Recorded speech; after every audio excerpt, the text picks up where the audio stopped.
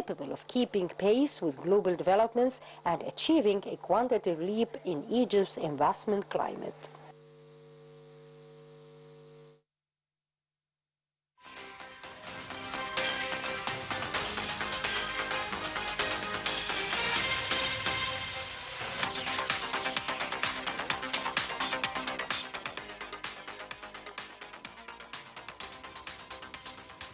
Welcome back, dear viewers. Many thanks to Abir Hussein and Rasha Abdel Hamid for this report. And we are back here with Dr. Noha Badr, the Professor of Financial and Administrative Sciences, and also the Executive Director of the Community Service Environmental Development Center at a leading private university in Egypt, talking about sustainable development, sustainable entrepreneurship as an economic engine. Now, Dr. Noha, what do we exactly mean by sustainable entrepreneurship? And let's talk about entrepreneurship itself and remind the viewers of what entrepreneurship means and what does it add to it when we give it the title sustainable entrepreneurship, and what does that mean for the economy at large? Okay, traditionally the word entrepreneurship means that we are spotting an opportunity for creating a product or service that is needed by the society in the market. But when we add the word sustainable, it's a little bit, we are looking about the community and the society and the long run prosperity. We are looking for good and service, but we put in our mind here the new way of thinking, which is the triple pyramid of people and society, and then at the end the profit. So when we are talking about sustainable, we add the long run well-being, the long run prosperity, looking forward for what people need and what we need as making profit, but also we are looking forward for being in a good well-being for a long run. Right, so the pyramid that you mentioned, the triple P, yes. People, planet, and profit. The triple bottom line pyramid is a new way of thinking when we are talking about sustainability. That we are not only looking for people or profit, but we are looking for the whole planet and the people, and also to make profit. Right. So can you give us some examples of how to take care of the pyramid, the triple P, people, planet, and profit? Yes, we can give example. For example, globally, Tesla company is an automotive company which disrupted the automotive industry with the electric vehicles, so to save the fossil fuels. And here in Africa, we start using, many startups using the solar panels to provide electricity. Although in our region, we are starting to make the more startup looking for profitable, but they also create lasting value for long time. Okay. I want to stay here in Egypt before we progress further. Yes. How do you see entrepreneurship in Egypt at the moment? Is it taking a good trend? Is it rising at the number of entrepreneurs, male, female, youth entrepreneurs? Where are we in Egypt at the moment? Okay, let's start that the youth is the most important pillar for entrepreneurs and entrepreneurship in general. Why? Because when we say the word entrepreneurship, we are looking forward for creative way of thinking, we are looking forward for innovative project, and now and recently especially, we see that most of the youth are looking forward for new creative idea. Not only creative idea, but also they know the challenge that face Egypt and face the community very well. They know all the problems that we are facing now. the climate change, the unemployment, unfair between men and women. And the lack of, yeah, okay. Yes. And this new way of thinking... Gender equality. Yes, the gender inequality, yes. Yeah. And this new way of thinking for the youth take Egypt to another good standard, another good way of thinking, and they start their new business, they start their new entrepreneur project, and also the government is looking forward to take care of the entrepreneur way of thinking and their innovative way. They are giving them a very big focus for this. They changed the regulation, the new regulation, although there are many... to make it easier for entrepreneurs, yes, to embark on their tasks. Offering green financing and tax incentives for youth. This, all of this make the youth and make the entrepreneur increase recently at the recent year. Okay. Do we have enough female entrepreneurs? Yes, a lot of female entrepreneurs, starting from the females that can do a very small project at their home, until we see now ministers. Right. So and leading businesswomen, of course. Yes, yes, leading. So the trend is for more entrepreneurs in Egypt, more youth entrepreneurs, more female entrepreneurs. Yes. Can we say that? Yes, sure. Yes, sure.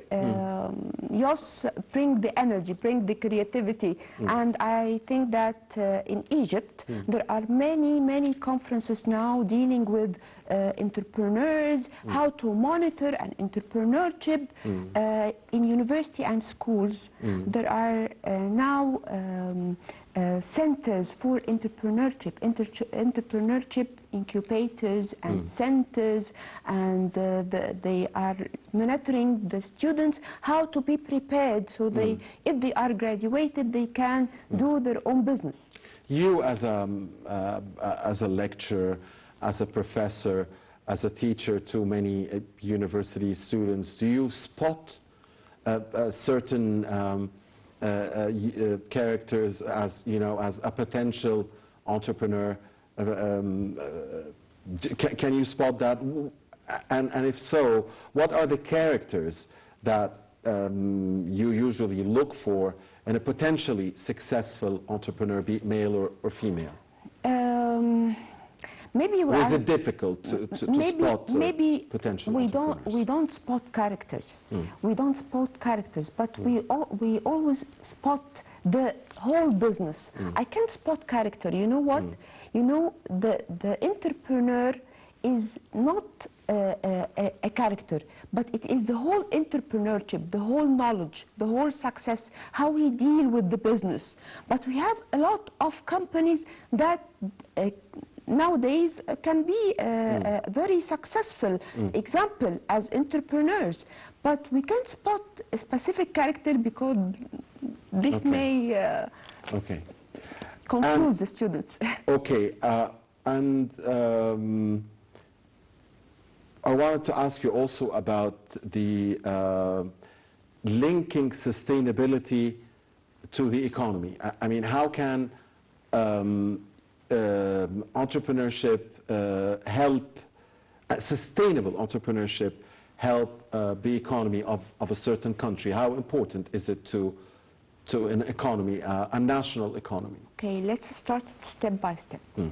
If a country have a lot of entrepreneurs, this will make a very big effect that we can note on the gross domestic product for this company. Okay, and this can this change make the country very attractive for the investors. And here is the key: if the company has a lot of entrepreneurship that can grow and that can increase the amount of investment from outside, this make the country very attractive for the investors to invest their money in this country. And from here start the change in the economy of the country, and from here start the company to be very attractive for investors. Right. And when we say entrepreneurs, do they usually represent mega scale investments or small companies, very small companies, micro economy and macro economy? What type of, are there small businesses, medium businesses, large businesses? What do entrepreneurs usually work in? Entrepreneur is a person who can give his time, give his money for a new innovative, creative way of thinking, for a product or service. Even if he start his business from scratch, from zero, or a medium-sized business, or a large, and he wanted to turn it to another creative idea.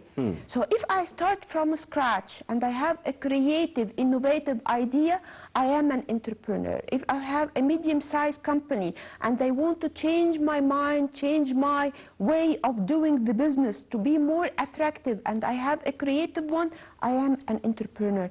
Large organization, and I am adding a new product line, I'm adding a new market share, then I am an entrepreneurship. So entrepreneurship is not about the size. It is about the characteristics of the business. If this business is looking for innovative new idea that can create an opportunity for long run to be a very big business and to take a large share in the market, then I am an entrepreneur. So it's not one size fits all for entrepreneurs, as you clearly explained. It's about how I behave in the market, how I penetrate this market by a new way, how I am innovative, how I am creative, how I am going with the challenge. Today challenge are very difficult for anyone to start the business. We see the youth nowadays working on mobile application to solve this challenge, to solve the problems in the rural communities. If they face a food problem, of the fintech technology now application to solve the financial problem. So they are all the time thinking of new way. If he think about or she think about a new way for a certain challenge, we call it an entrepreneur. Yeah, so entrepreneur is clearly linked to innovation and not to the size of the business they operate in. Now, Dr. Noha, is it easier for businesses focusing on sustainability to get funding?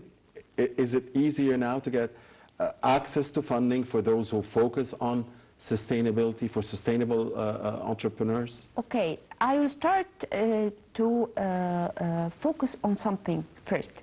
That there is a misconception for a lot of people that if the business is sustainable, then this business will not get profit or will cost a lot.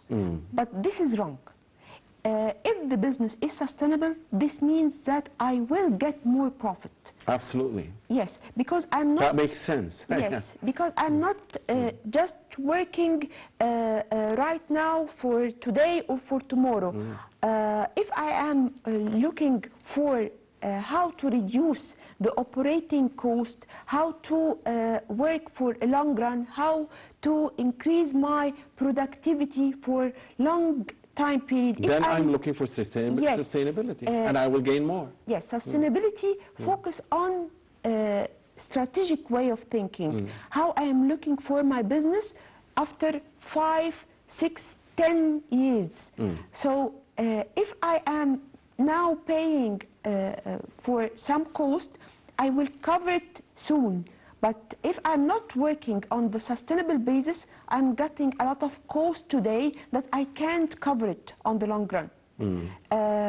How I can get funding from the government? In Arab region, we have vast potential recently for anyone that is opening a new project, if it is sustainable or if it is green. project, they can... Speaking of green projects, sorry Yes. to interrupt you. Yeah. What do we, I mean, also this term green Yeah. is not understood by everybody. Yes. So could you tell us what is exactly, in your view, the best way to describe green project, green economy? Yes, green project, green economy. Green, it means that I am protecting my environment. I am doing my business, I'm collecting my profit, but also I am looking for not to harm any of the society creatures, whether it is... the people or the planet. Yes. Here, Yes. we'll go back to the Yes, pyramid, whole the triple planet, P. yes. Yeah. So I am working, but I am protecting the environment, not harming it, using the renewable sources of energy. Not Instead of the fossil fuels. Yes, yeah. instead of the fossil fuels. So I am protecting my environment, Okay. not harming. Okay. This means green. So those who work on green projects get easier access to funding? Yes, they have, the government offer green financing, tax incentives for startup who is using the renewable sources of energy, the recycling project, and for social entrepreneur. Although this make them, or this help them, that they can start up their business easily, using the regulation that is very helpful now. Recently, there are many regulations that have been changed for the startup that can make green projects. That wasn't here The case before, Yes, yeah. that wasn't the case before. Dr. Noha, can you connect this to our local or regional economy? And how would taking care of entrepreneurs Yes. and especially of those who work in green projects help not only our country but also our region? Okay.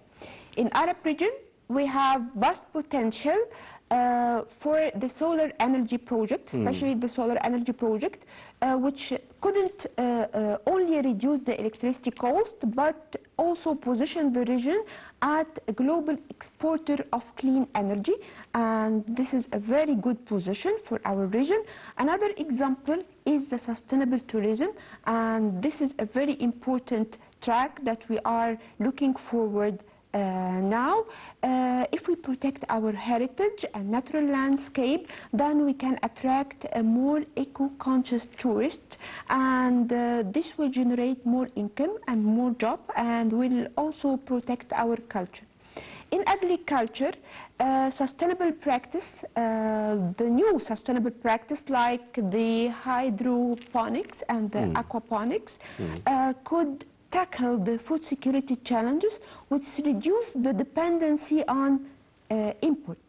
All of these are very good examples that are connected to our regional economy. Yeah, of course, and also the local one, especially concerning the tourism, sustainable tourism. I want to talk more about sustainable tourism, if you'll allow me. Yes. Dr. Noha. So do we see entrepreneurs now getting more and more, be it, again, at small scale or big scale, in what is called sustainable tourism? Is this a rising trend now? Are we, benefiting from... I think that the government and the private sector and the civil sector and the TV and the radios and the magazines, all of these put a very big focus on how to get attention from the investors and from the tourists for our heritage here. And I think that the recent years, the amount of tourists that can visit Egypt, for example, the Egyptian Museum, are this gives a very good indication that this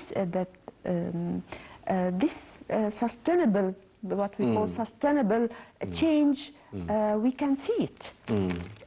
It appeared recently in the years that a lot of tourists are coming to visit Egypt and spotting a lot of places, different places, and this gives a very good indication that it is a good place, that also the investors are attracted to invest in Egypt. Indeed.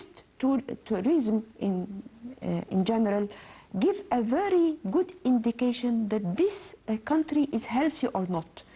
If a certain country have a lack or a deficiency in the tourist amount or its heritage or the visits or the attractive places, it means that they have a problem in their economy. But if it is healthy, then this country is very well educated and very well focused on their tourism. Indeed. Dr. Noha, let's go back again to the role of youth and innovation, but not only youth, because can't the elderly generations also be successful entrepreneurs? Can they?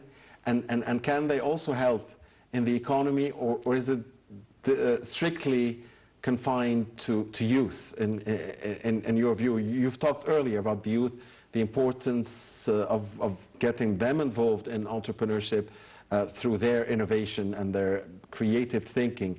But what about elderly generations? Sure. Youth cannot work without experience. They can't work without monitoring. They can't work without control. The elder generation have the experience and have the monitoring and have the assistance, financial assistance, managerial assistance, the advice. They have met a lot of challenges before, and they can also help them in the challenges today. But why we focus on the word youth? Because we are a youthful society. Yes, maybe because we want to encourage the youth to think by their way and just to take the advice and the experience from the elder generation. But entrepreneurship doesn't goes only with youth. Also the elder generation have their own experiences and have their own vision, and maybe true. they can give good guidance sometimes. Sure. Although the youth are usually stubborn and don't listen to elderly generation's remarks. Yes, nowadays maybe. Nowadays maybe. Dr. Noha, what challenges do young entrepreneurs face in Egypt? Okay, there are several challenges. First, access to funding. Sustainable business sometimes more need an upfront investment that sometimes entrepreneurs or young entrepreneurs cannot cover. Also, they lack the mentorship of the business and the business network, which will help them, the elder generation. Third, the government policy. The government policy is a very big challenge for for a youth or for the entrepreneur or to start a new business, because there wasn't before a clear guideline of how to start your new business. But recently there is a clear guideline that is very helpful for any entrepreneur to start their business. So I think that the new government program designed now to help the entrepreneurs and to cover all these challenges. The government, the private sector, the NGOs, how do they work together, the three of them? Okay. In supporting young entrepreneurs? The government, by giving clear guidelines to how to start the business and to facilitate the regulations for starting this business, and maybe sometimes by giving them incentives if they start their business and monitoring them. For the private sector, large company can collaborate to start up with a startup to start their business. So they can help them by being a partner with them. And For NGOs? Yes, and also don't forget the role of civil society. Yeah. Without civil society, without the support of the civil society and the awarenesses that can encourage a consumer to buy the sustainable product, to change their way, the traditional way, and to go for the green project and the green use of the product and to deal with these challenges. If there is no awareness by the civil society, and if they don't help the private sector and the public sector or the government, it will not work. So it has to be collaboration between all parties. Yes, it has to be collaboration for all parties. Government, private sector and NGOs. Yes. I want to go back to the pyramid. I really like the pyramid, how to take care of the people, the planet, and of course the profit. So if we talk again about taking care about the planet and the people, do you see that most of the entrepreneurs today are aware of the importance of that pyramid and preserving the health of the people and the sustainability of the planet, and or do you think that this is not at the top of their priorities? In my point of view, and on what we are seeing today, I think that any new entrepreneur now is working on these three pillars. If you will not work for these three pillars, they will not succeed, and there will no this large amount of entrepreneur organization that we can see now. And this pyramid is very important. Why? Because for any type of business, whether it is profit or non-profit business, profit is important. Some people think that not-for-profit means that this business will not... It's okay to lose. Yes, will not make profit. It is not about making profit or not. It is about how I will use the profit. If I can use it for myself, then it is business or it is a profit company. Not-for-profit, I'm using for a charity. But profit is a main condition for anyone to start his business. And to continue, because if you're losing, it's hard to imagine that you can proceed. But we are not saying that sustainable means that we are not looking for profit. Understood. This is wrong. But if we take care of people, and how we take care of people, what is meant we take care of people? We take care of their skills, we take care of their training, we take care of their knowledge. That any entrepreneur must have the good skills, the good conceptual skills, the good technical skills, the good professional skills to start the business. And if we talk about the planet, then we are talking about going to green environment and protecting environment and not to harm anyone, new opportunities to decrease the amount of unemployment. And then if I am working by this way, if I am focusing on my mission, vision, people, environment, I will reach at the end the profit and the long-run profit. But if I'm not looking forward for my people and I'm not focusing on my planet, then I will lose the opportunity of getting my profit for a long time. Beautifully said, Dr. Noha. Thank you. Now, finally, because we only have a couple of minutes left, so if you had a message to entrepreneurs and about sustainable entrepreneurship as a whole, what would you like to say? My message is that sustainability is not a limitation. It is the biggest opportunity for our time. The word solution and every challenge, whether it is climate challenge or food or energy, it is an opportunity for any entrepreneur to start his new business.